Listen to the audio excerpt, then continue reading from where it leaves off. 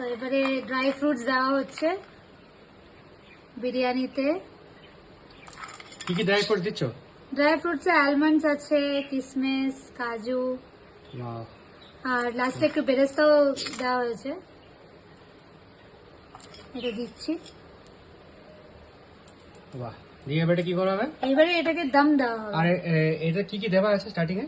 Starting এ প্রথমে rice, তারপরে mutton, আবার রাইস, ঠিক আছে। তারপরে বেরেস্তা, ঘি, তারপর এই আলমন্ডস গুলো দেওয়া হয়েছে, আলমন্ডস, কাজু এন্ড ড্রাই ফ্রুটস এভরিথিং।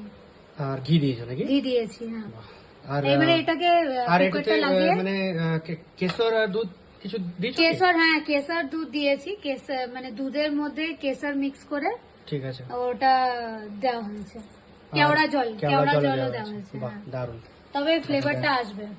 ঠিক এবার আছে, এটাকে দিয়ে লাদাম। কতক্ষণ দম দেবো এটাকে? এটাকে দম দিতে হবে এখন 5-10 মিনিট।